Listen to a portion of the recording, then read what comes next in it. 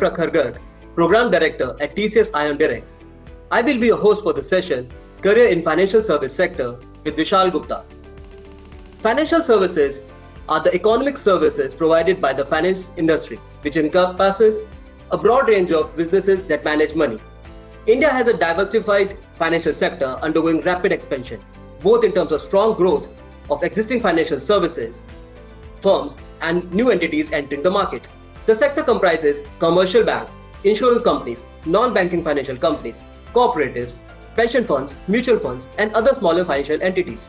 The banking regulator has allowed new entities such as payment banks to be created recently, thereby adding to the type of entities operating in the sector.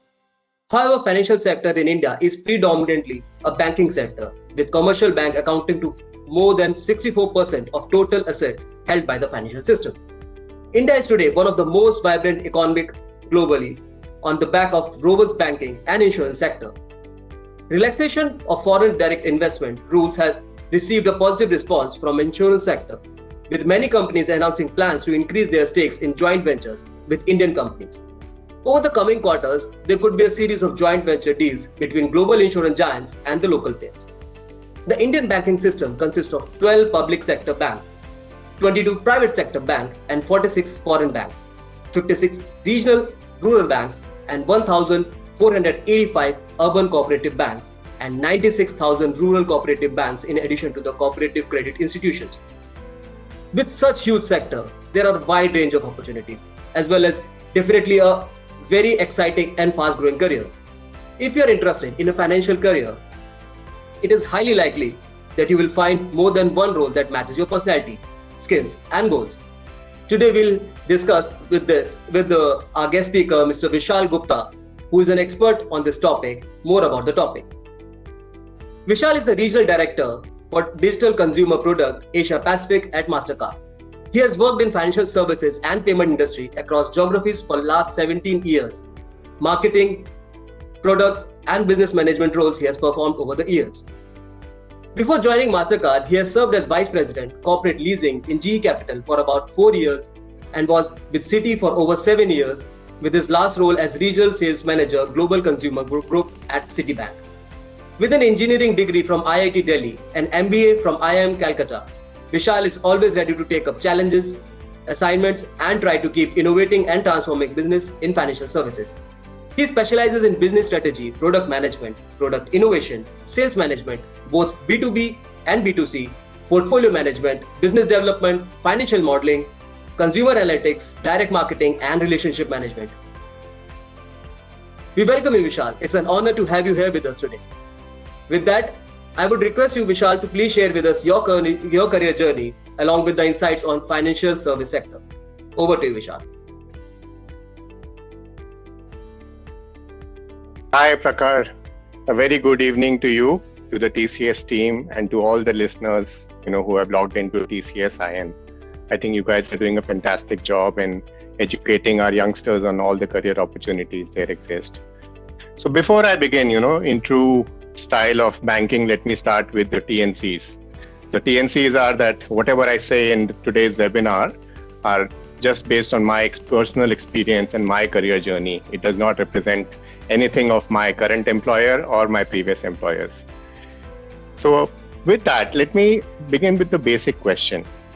What does someone understand when you say banking and financial services? Right? All of us, when we wake up every day, we don't really realize how much financial services touch us.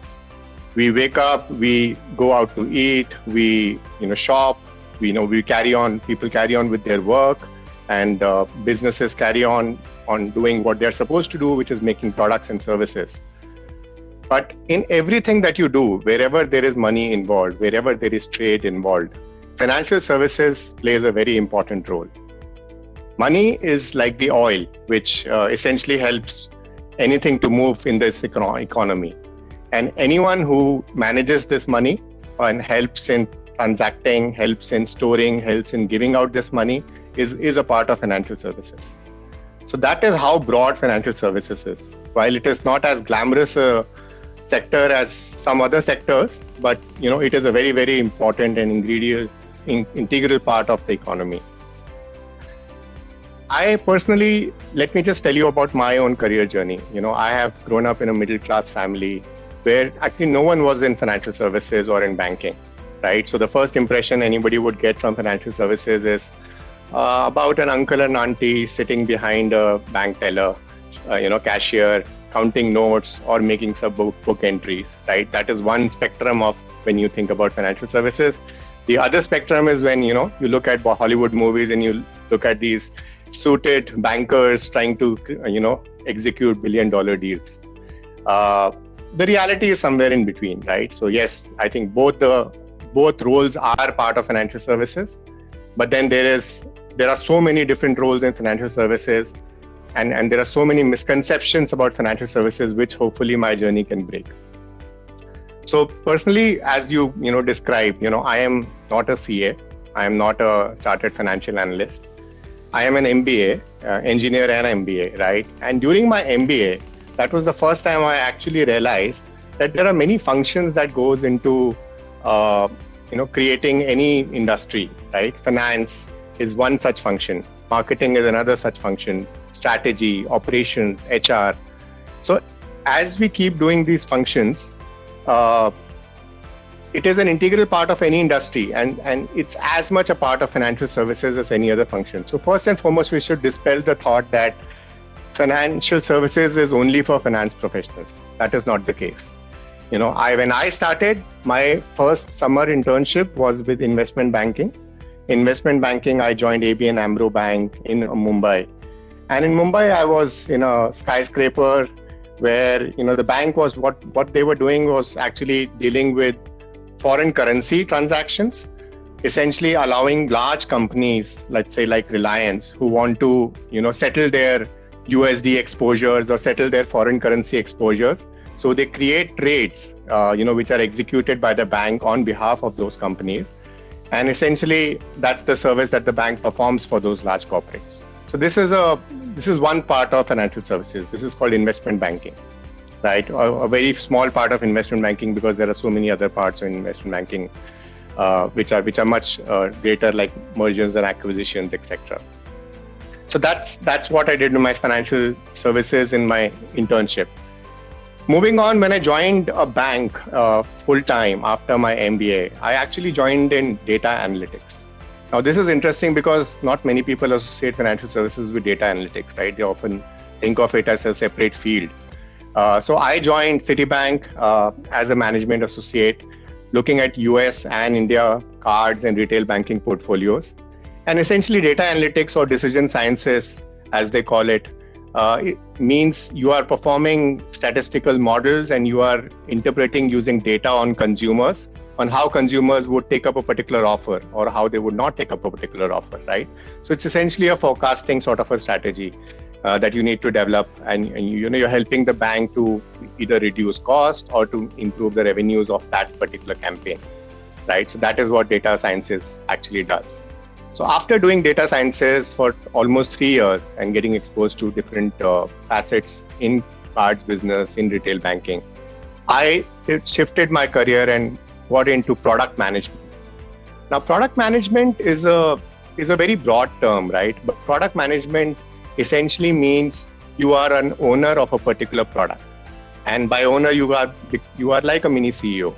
You are responsible for how many new cards, let's say, you source, what is the performance of those cards, how many of those cards are actually spending cards, right? How are the consumers of those cards? What are the features on those products, right? So a product manager essentially looks at all aspects of the product in terms of, acquisition, enabling new features, growth of the particular product, and also in banking terms, losses, right? Because if you're lending on cards and people are not paying on time, that is also a problem. That means there is, either you are too lenient in your criteria of lending or you're too strict, right? So I think as a product manager, I learned over a period of 3 years, looking at various different card products that I was managing in Citibank, that it's a very sort of strategic thinking role, and it really helped me look at an end-to-end picture and from what you want to do with the product, with a 2 to 3 year roadmap in mind. moving on, after I did my analytics and product management role, I have actually led large teams in sales management. So where I was an head of cards and retail banking products for Citibank in west part of India. And here it is pretty similar to any sales role, right? So there is not, while you need to understand the sector, the essential work is to manage large teams, to manage people who are essentially going out every day selling banking products. So the key skill that one actually uses in this sort of a role is team motivation, in driving results, in ensuring everything is done in a compliant fashion. There is no mis-selling of card products as you normally often used to hear, at least in India a long time back. So those are the kind of different roles which I did in Citi. This is a large part of what we call as consumer banking, right, with cards and retail banking products. Beyond Citi, when I moved on, in my career, I then shifted to GE Capital. GE Capital, as many of our youngsters on this call might know, was one of the largest worldwide corporate leasing and lending verticals. They also had large card portfolios. So in GE Capital, I actually learned more on non-card businesses. I learned on how corporates get money from a company like GE Capital. How do you look at the financial statements of those corporates? And this is, I think, to a certain extent, an area which does require a fair bit of understanding on profit and loss models, or a fair bit of understanding on how to read balance sheets, a fair bit of understanding on what, how forecasting needs to happen in terms of future cash flows, right? But essentially, when you're doing a product management role or a marketing role, then it is not as impactful versus if you're doing a risk role where you're lending to corporates and they are taking money on behalf of the bank. So having done corporate leasing and lending, right, and consumer bank, I personally felt more excited on the consumer segment, right, because it's something you can touch, feel, see. It impacts as many more consumers. So then I actually shifted my career into a part of, you can say they are also now an integral part of financial services, which is payment technology companies. So now I'm part of MasterCard for the last 6 years, having done roles in India and Singapore, where essentially we look at, how do we grow the payments ecosystem? How do we provide products which banks can then sell? So the cards that actually are issued by banks, or any sort of line products that are issued by banks, they actually work on rails. They work on payment networks. That's how your merchant actually gets money when you swipe a card. How does a merchant get the money when you swipe a card, whereas the merchant is not connected to your bank account, right? So who runs that backend infrastructure? Those are technology companies like MasterCard. So essentially, as we are moving further in this industry, and I think as the progression of this industry is happening, I think the technology piece in banking, especially in consumer banking and investment banking, is becoming very, very important. Banks are becoming very technologically advanced. Otherwise, they do fear the risk of getting disrupted as well. So that was a sort of my career journey. But happy to take any questions, Prakhar, if there has been any interest from the audience. Thank you, Vishal. Thank you. I understand it is a wide spectrum of areas and technologies that you have worked within financial services.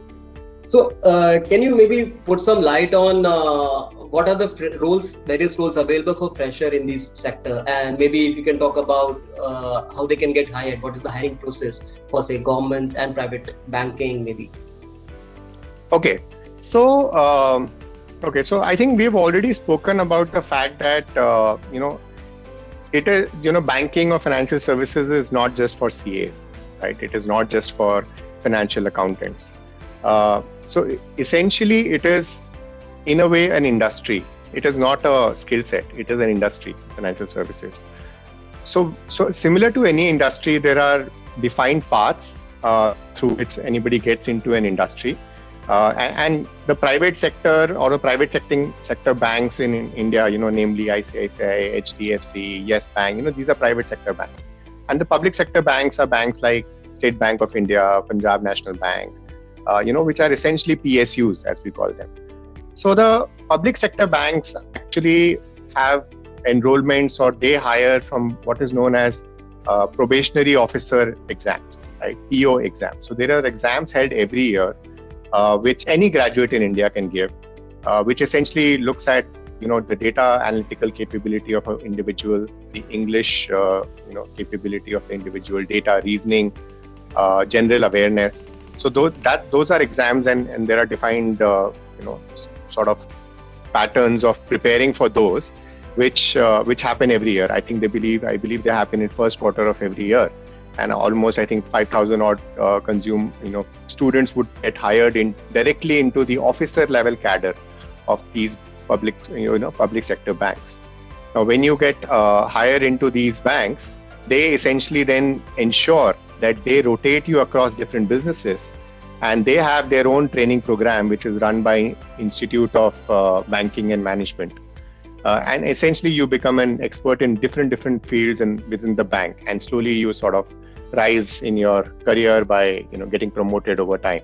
So that is one track of getting hired into public sector banks. The other track is private sector banks, right? So private sector banks largely have, similar to many other companies, management training programs. So I would still say, and similarly, even since my time, I don't think much has changed in terms of the way the hiring is happening.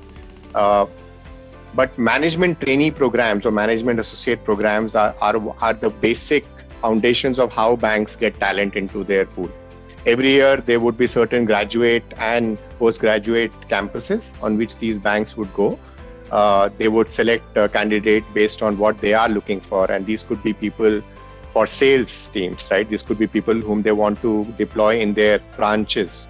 These could be people whom they want to have as relationship managers on the cards side, where external vendors need to be managed. Or they could be people on the customer service side, right? So there are a lot of banks have the customer service element, where you have to sort of provide customer service. So a lot of people get hired into that. So those are the programs right now, to my mind. So MBAs and, structured exams, which a few of these public sector banks have, which become a stepping stone to sort of get into banking. Thank you, Vishal. Thank you. I think that answer the questions from few of our participants. I'm getting questions about getting into jobs into financial and banking sector from working, say, in a company as a software developer. So is Prithvi asked, actually Prithvi Raj, so working as a software developer in the beginning of a career, and can they still move into banking and financial sector? So what they meant to say is, after doing an engineering degree or maybe without an MBA, can they still enter? So without an MBA degree, I think yes, you can enter. And the kind of roles that a bank would typically, or not just bank, any financial service organization would look at is,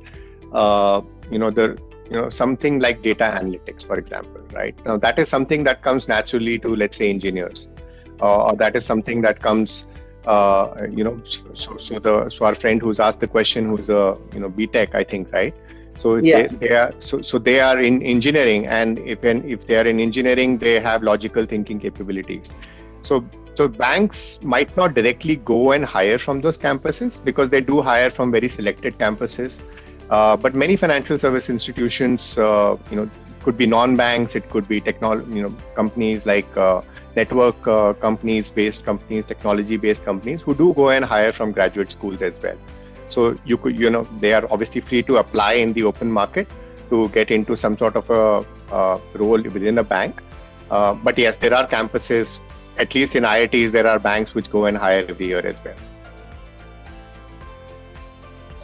Thank you. I think that answers one of the questions. So also there was a question from Sajal Chatterjee, who was asking about the roles of data scientists. I think you already emphasized it, like how the cards are being used, so how the products are being used, or what marketing strategies, all those things. Maybe you would like to elaborate that more? So, sorry, what exactly is the question for data scientists? So what is the basic work of data scientist in the financial industry? In the financial industry? Yeah. Okay. So data scientist, now data scientist is a term that is a recent term. It didn't exist 15 years back or even 10 years back. And I think this answer is not specific to financial services, what I'm trying to say here.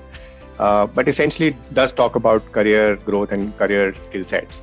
So data scientists is nothing but people who use data to to create meaningful insights which can drive objectives for a particular business. Now that could be banks, that could be non-banks. So in our time, it was largely data decision management, as I started my career with, which was as close to a data scientist as can be. You essentially have a customer data which you can look at, which you can analyze using coding and create trends and look at forecast stuff there. So a data scientist of the previous years, which we used to do decision analysis, right, or decision management as you used to call it. Nowadays, data scientists has also evolved more in terms of as new technologies in banking are coming in, right, which are either AI ML based, right. You have AI engineers. A few banks, or at least have started to work on that piece, right, because that becomes a very important part of how the future looks like, and how if they really have to compete worldwide with new sort of capability coming in. So nowadays, data scientists also get into creating intelligent platforms which self-learn and essentially use the knowledge to further promote any particular part of the bank. A good example could be chatbots, right? So there are chatbots nowadays where maybe 5 years back, the only way you could have done a customer service is by calling a bank, right? Or sending an email out. But now you have chatbots. You can just type in a question, you will get an answer. And how do these chatbots operate? They actually work on self-learning. They take in the inputs of all the questions that are coming in for so many consumers, and they develop over time. They become more intelligent over time.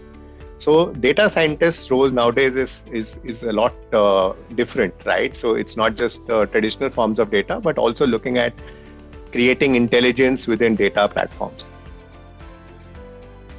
I hope that answers Anil's question. So, say if we have to look into the financial service, I understand banking is one of the most predominant sector. So, can you tell us how typically a bank makes money? If we understand that how banks make money, then we can maybe obviously tie up to the overall array of say corporate banking, consumer banking, wealth management, investment banking, and maybe fintech as well. Okay, so very very interesting.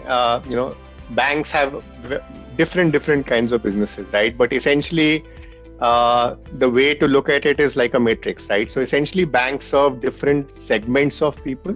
So banks serve consumers like you and me for our banking products, for our lending products.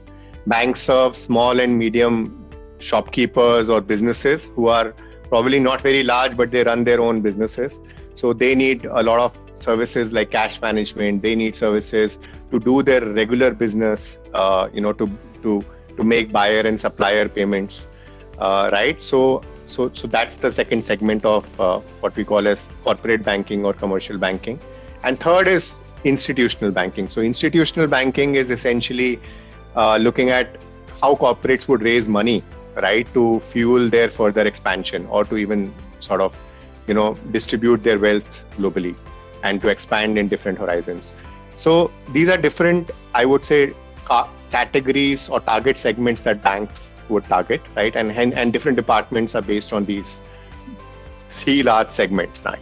But at a very core level, what exactly is banking, right? Banking is anything which any institution whom a consumer or a corporate is trusting their money with, right? So the bank essentially takes money from consumers, corporates, and gives them a certain rate of, let's say, deposit rate or fixed deposit products, because they have stored their money, and they give it out in the economy to people who need it more, to people, consumers who need it more, either in the form of loans like home loans, mortgages, personal loans, or who corporates who need it in terms of increasing, taking a loan and expanding their businesses, their working capital, line management.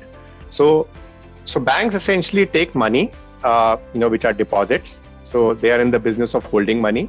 They are in the business of lending money. So they give out money to consumers and corporates, and they earn an interest rate which hopefully for the bank is higher than the interest rate that they give on the deposits that they take, right? And this basic spread of how much they make by giving out money versus what they make from getting money, right, is essentially how banks would a profitable bank would make money, right? And then there is the third piece, right, which is moving money. So there is you're holding money, you're giving out money, and you're moving money. If you're moving money means I have money in my bank account, I just want to send it to someone else in someone else's bank account, right?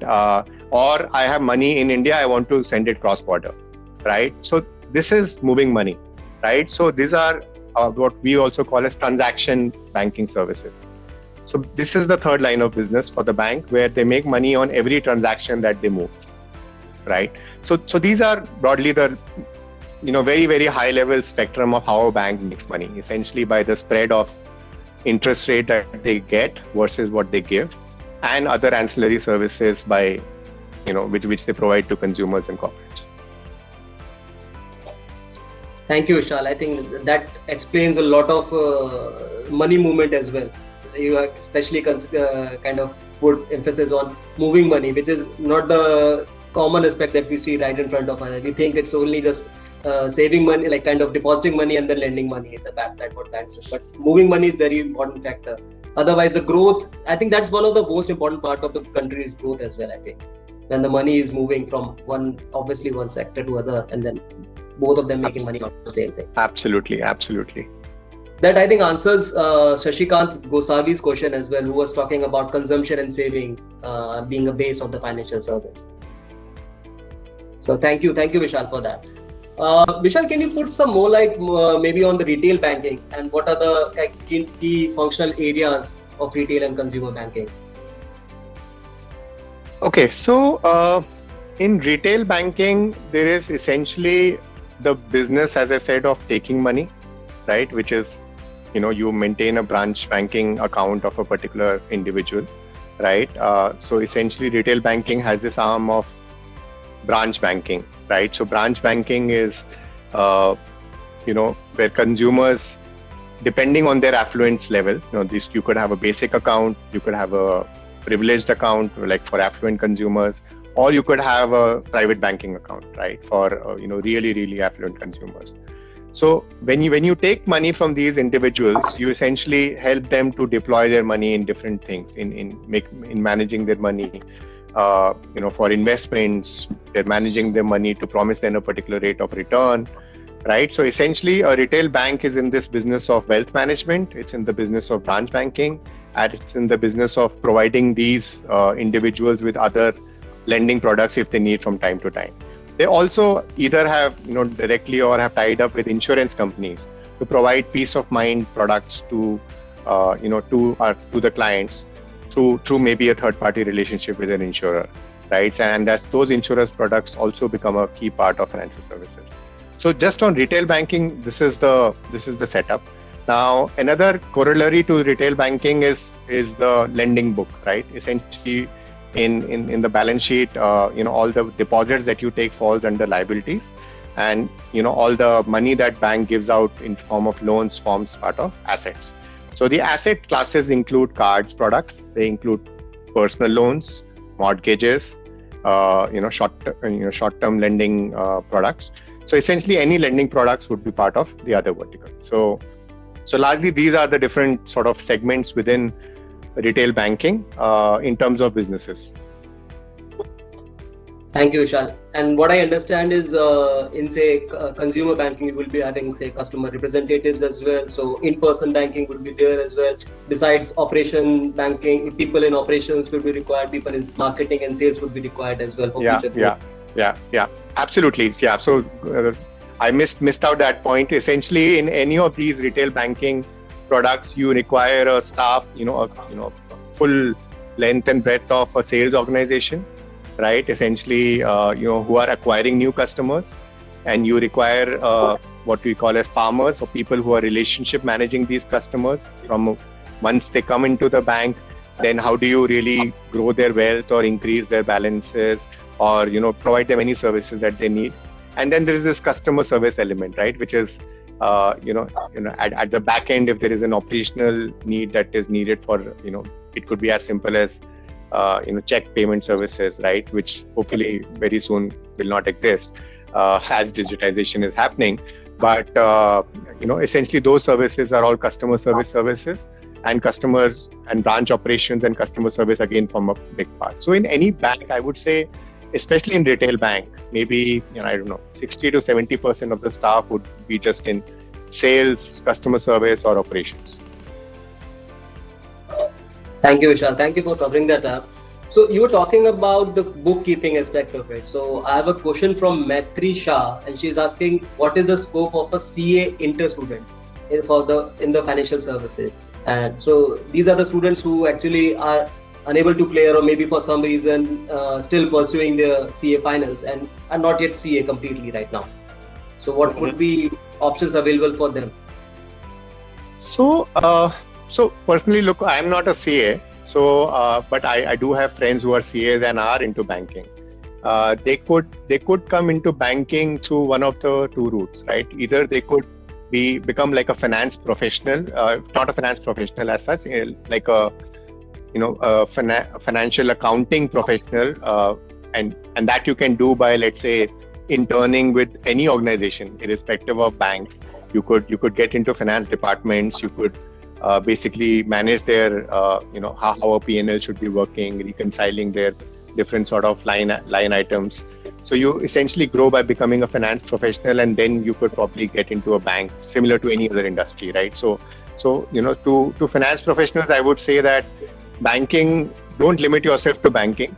There is a much bigger world. Every company, every industry needs finance professionals as much as bankers do, right? So that's purely from a financial setup perspective. But then people who had done a sort of education on financial accounting, or who are trying to be CAs, they can always either supplement their education with an MBA to really learn the various aspects of an industry, right? To learn various aspects of business management, right? Because ultimately banking is an industry, right? It's you need to understand different aspects of banking, and once you understand that, then you can come through the MA route, which I described earlier. Thank you, Vishal. I hope, Maitri, that does answer your question. So I would suggest you to explore more options regarding MBA and brush up your knowledge with respect to banking industry itself. So domain and understanding is much more important if you're CA inter, which is, to be fair, mostly about the accounting, and financial services is more than just accounting, as Vishal has just mentioned. So thank you, Vishal.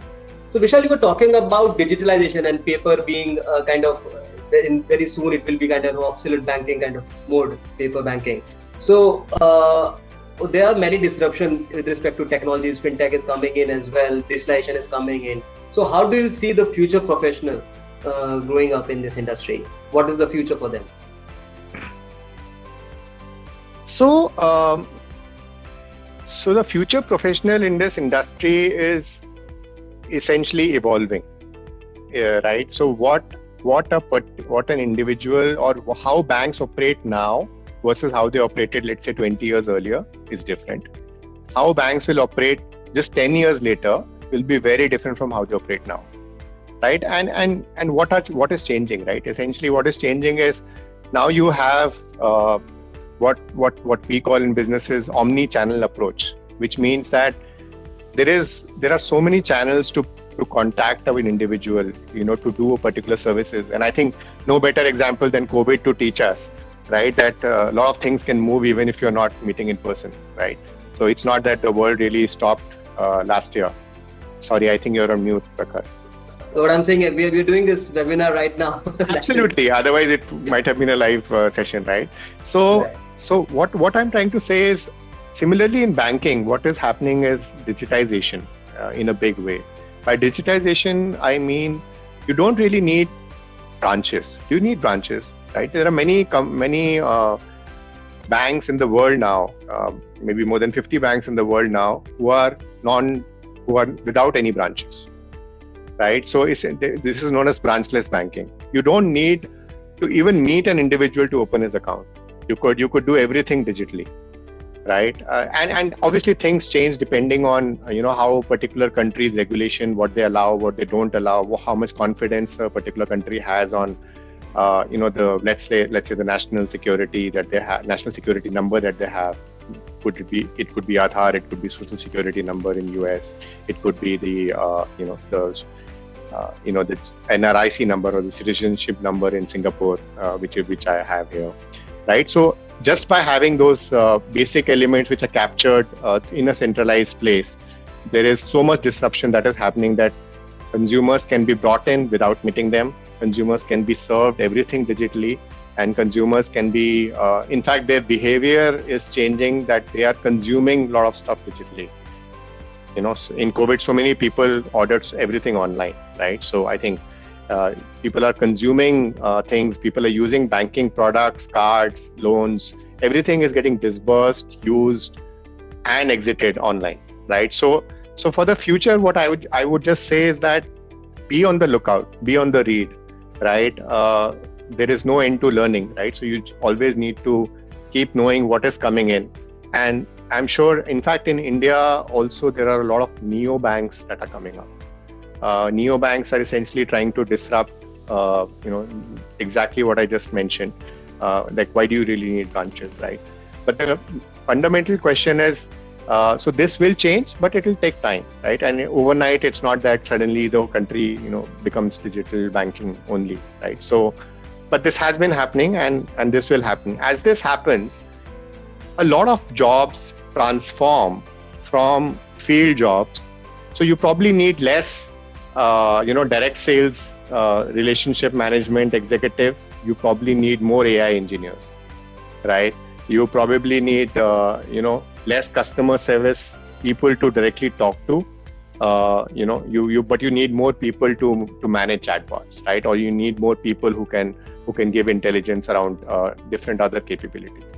So it's just redeployment of resources. So I would just say be with what's new, be with what's coming in, and I think we will be in good shape.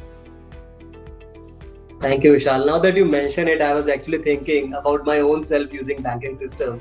So I remember joining TCS 10 years back, and I joined in Trivandrum, Kerala. So my base bank is still there, branch there. So I've never been there in my whole 10 years.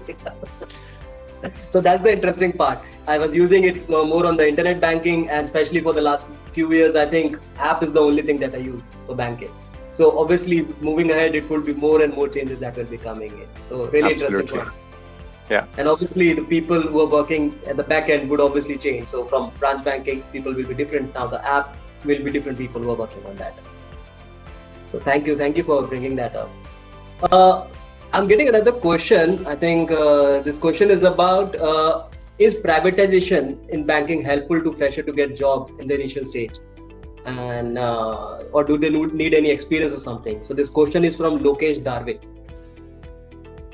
So I think this is a sort of a sensitive topic right now, because I think there is this privatization which has been announced in India, and not all public sector banks are taking it very easily, right? And I've heard there is some strikes that have happened recently on privatization of jobs and privatization of PSU banks, right?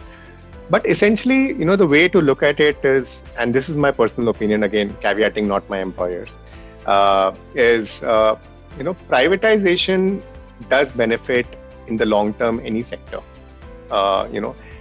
Government needs to get out of jobs which or organizations and industries which is not of either national security or of law and order, right? So as privatizations happen, what will happen is the private banks become on the level playing field with any other private bank, right? And a lot of if you privatize any particular entity, it could be banking, it could be telecom, it could be railways, it could be anything, right? You essentially bring in more competition. If you bring in more competition, customer has more choice, consumers have more choice, corporates have more choice. If you have more choice, there is more competition, it spurs more innovation, So essentially, privatization will spark much more innovation. So I don't know what your bank was in your hometown, but if private banks have moved significantly to you not being able to go to your hometown, and maybe now you can even change your location remotely and can either close your account also remotely, right? But many things in private sector banks are still archaic, right? And they are archaic just because I think nobody has focused on it, not because private sector banks cannot change, but there is a different level of competition drive that comes in when you have a level playing field with with other private banks, because you're competing for the same consumer's attention without having a stamp of a government at the back, right? So privatization to that extent is good for banking. I think it will create much more opportunities. Whether it will mean more jobs, I don't know right now, because there is already so many jobs which are there in public sector banks. There definitely will be some impact. Now the question is, will they transform into jobs with a more young population? Maybe yes, because that's the need of the hour. You need a much more agile, much more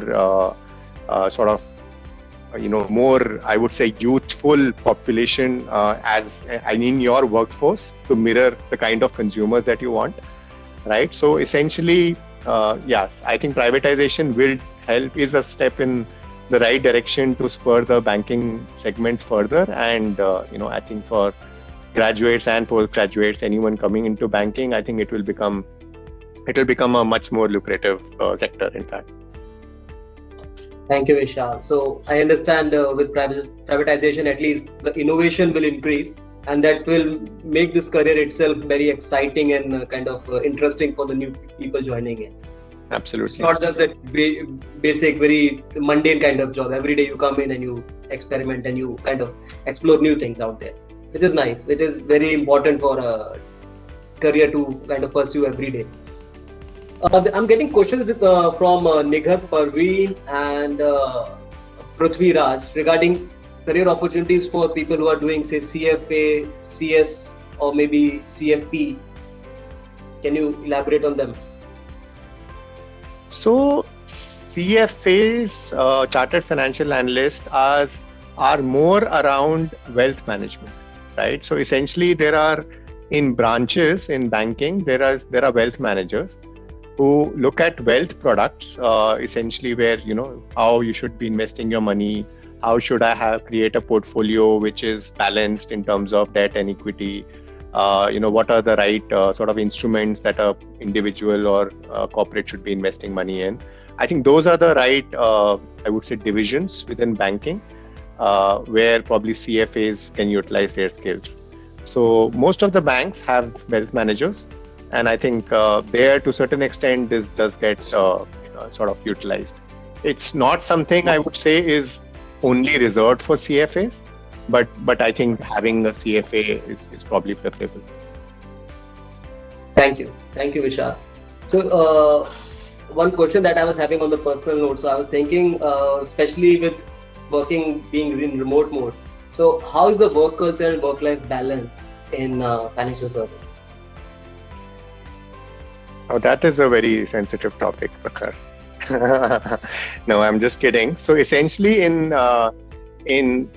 from banking perspective, there is a great variation in work life. You have, in fact, recently there has been some reports going on of some report of global banks where employees are raising voices against too much work.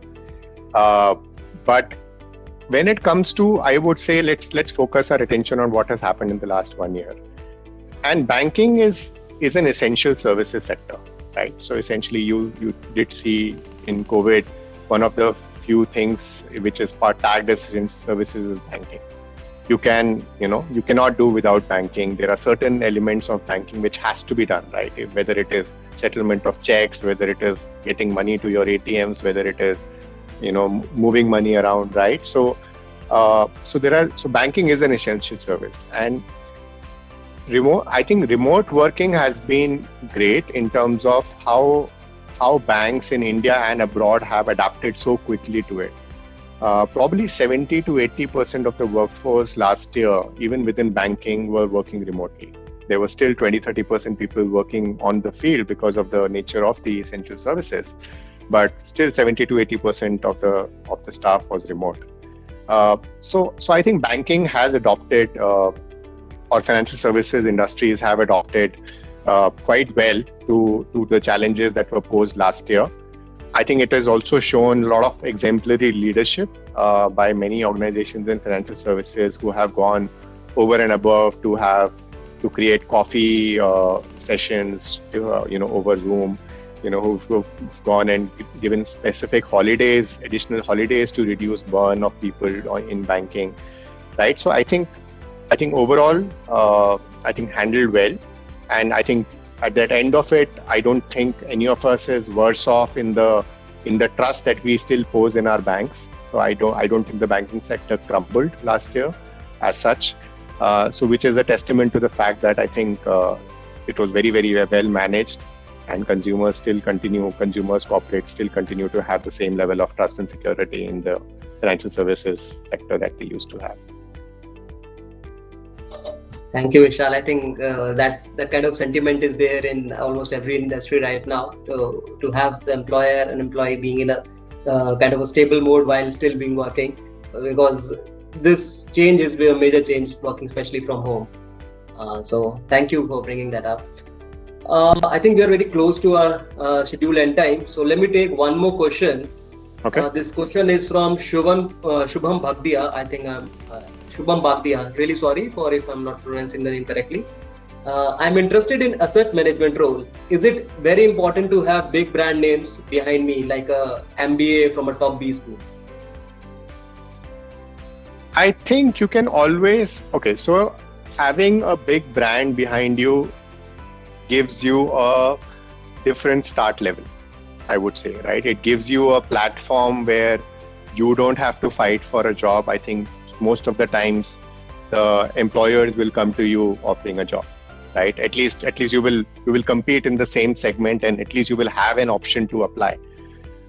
So I think that's the biggest benefit of having a big brand behind you, of a good MBA school or a good prestigious, sort of work experience maybe as well. But it doesn't mean that you can't start small, right? I have friends, I have colleagues, I have seen people who have risen through ranks. I have seniors who have done 10 years in hotel management and then have shifted to banking. I have seen people who've done 10 years in FMCG sales and then have moved to banking, right? I have seen people who have just done their own startup stuff and then have got into banking, right? So I think it's not limited. I think you can always start at whatever level you can. The initial start might be tougher, but I would say then don't sort of say no initially to whatever you get. You should just explore what you can do and move on from there. Thank you, Vishal. I am getting a lot of questions still. So let me try to merge the lot of questions and into one. So there are questions with respect to doing their graduation from, say, commerce and say economic honors, or maybe doing, say, arts, English and everything, literature kind of studies.